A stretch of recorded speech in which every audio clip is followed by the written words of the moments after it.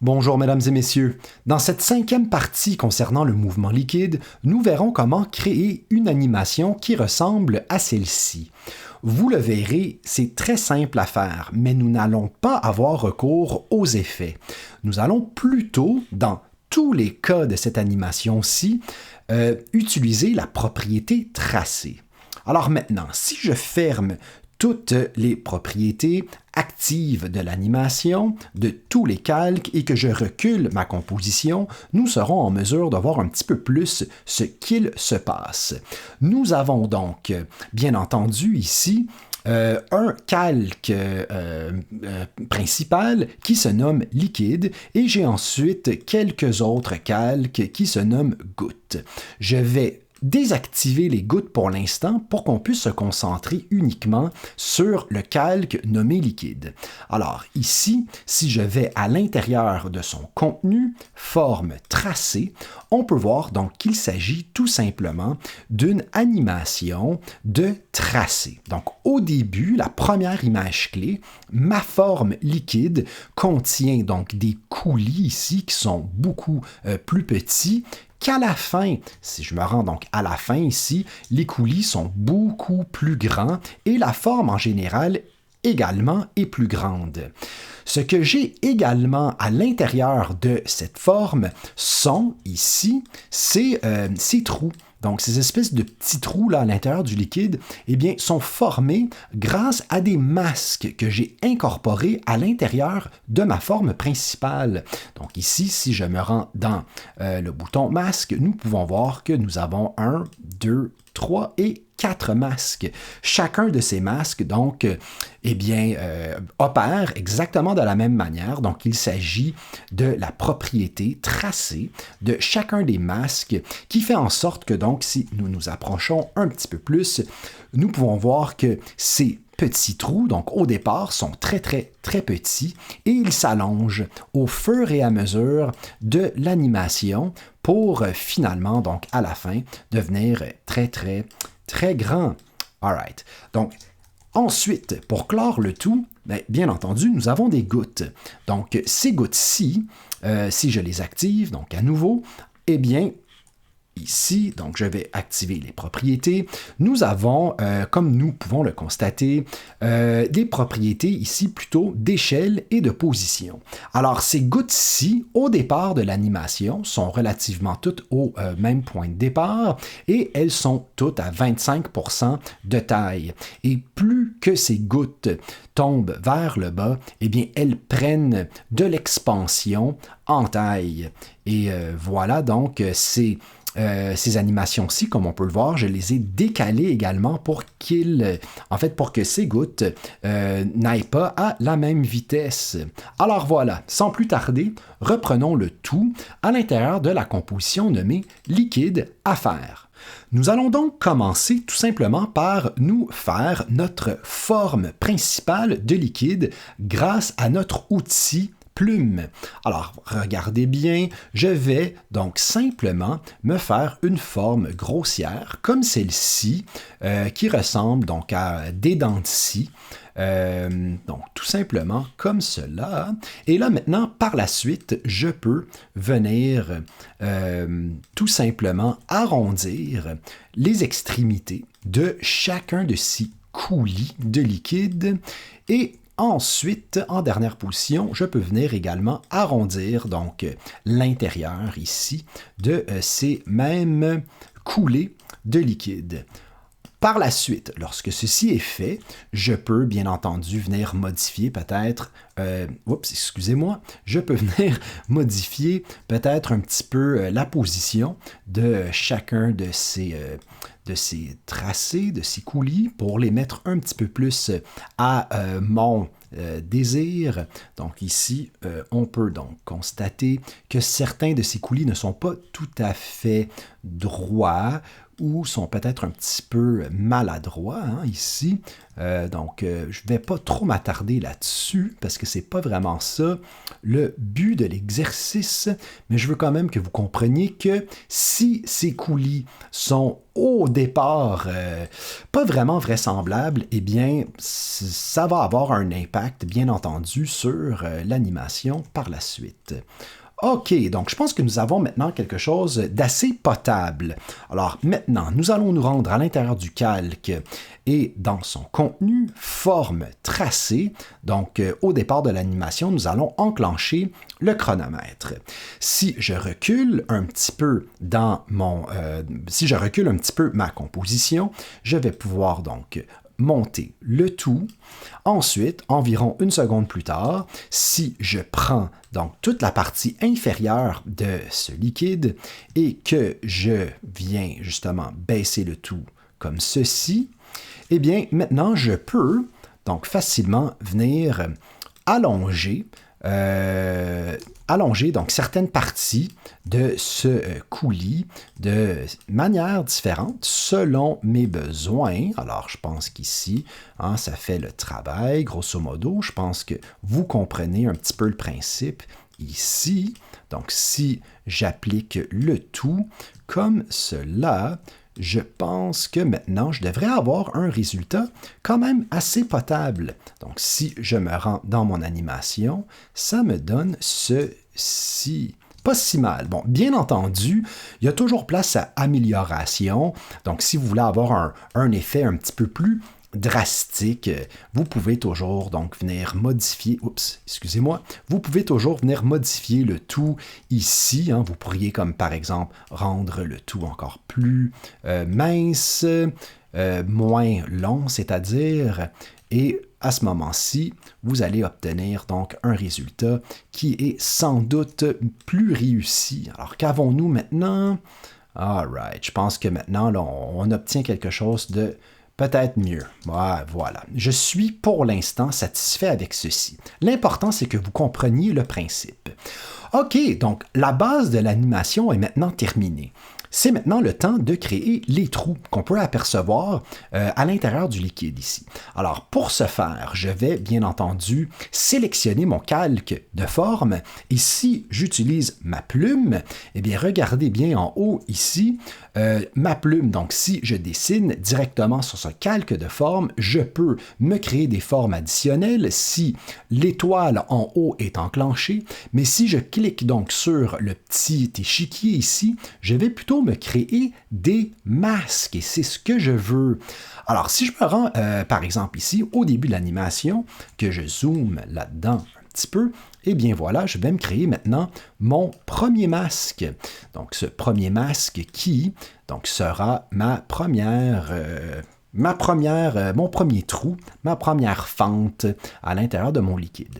Je vais rendre ceci plus petit, plus mince. Bon, voilà. Et là, je vais donc pour l'instant simplement me concentrer sur cette goutte-ci.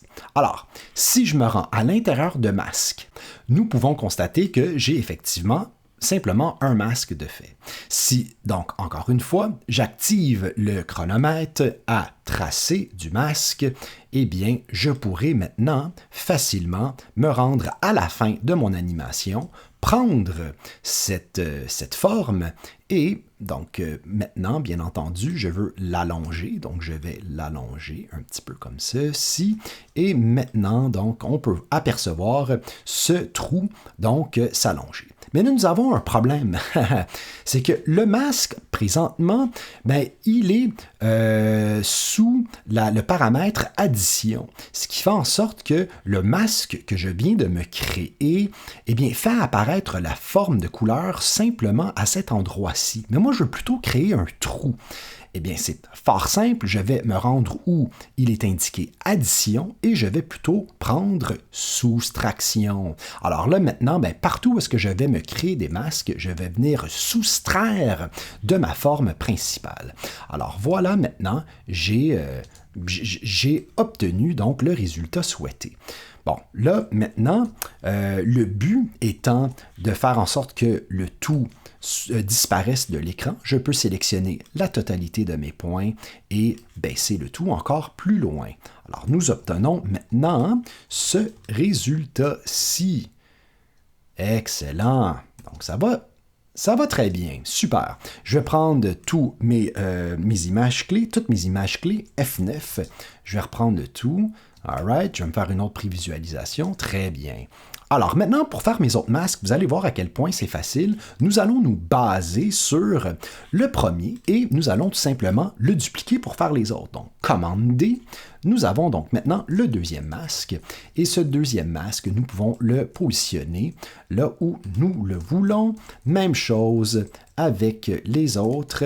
Et ici, donc, très rapidement, je viens donc positionner le tout là où je le désire.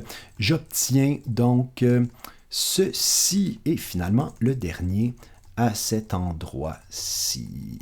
Excellent. Donc, si je prends la peine, bien entendu, si je prends la peine de modifier chacun de ces trous-là pour qu'ils aient des positions puis des grandeurs variables. OK. N'ayez crainte. En fait, ce qui s'est passé ici, c'est que, dans le fond, mes trous commencent tous à des positions différentes, mais ils se terminent, chacun de ces trous-là se termine à la position finale du premier masque. Donc, il n'y a vraiment pas de problème. Je vais prendre chacun de mes masques séparément, donc à la fin de l'animation ici, et je vais venir les déplacer là où il le faut. Alors, encore une fois, ici, je vais faire ceci comme ça. All right, je vais aller prendre mon troisième masque que je vais venir positionner encore une fois à l'endroit désiré, le quatrième, et voilà, c'est presque terminé. OK, et le cinquième. Et voilà, et maintenant, finalement, le sixième. Good. Bon, maintenant, si on reprend le tout, qu'avons-nous? Super, nous avons ce que nous voulons. Excellent. Et comme je disais donc, si nous voulons avoir un petit peu plus de réalisme, eh bien, c'est évident que nous voudrions donc au début de l'animation et à la fin de l'animation modifier l'apparence de chacun de ces trous-ci pour pouvoir donc justement faire en sorte que ça soit un petit peu plus beau et réaliste. Bon, pour finir, ce que nous devons faire, c'est des gouttes. Alors, premièrement, je vais me créer, bon, ça ici, ce calque-ci, je vais l'appeler liquide principal. All right. Et maintenant, donc, je vais me créer un cercle. Pour les gouttes, vous allez voir, c'est assez simple. Si je ne vous ai pas déjà appris ce truc-là dans mon cours d'Illustrator, je vous le montre maintenant. Donc, pour faire une goutte, il s'agit tout simplement de faire un cercle.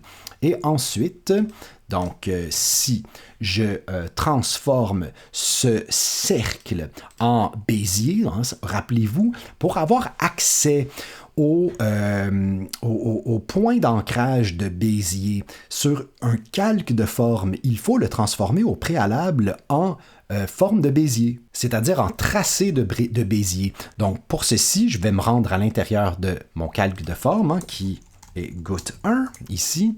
Et là, maintenant, donc, à l'intérieur, là où il est indiqué tracé d'ellipse, je vais faire un clic droit, convertir en tracé de Bézier.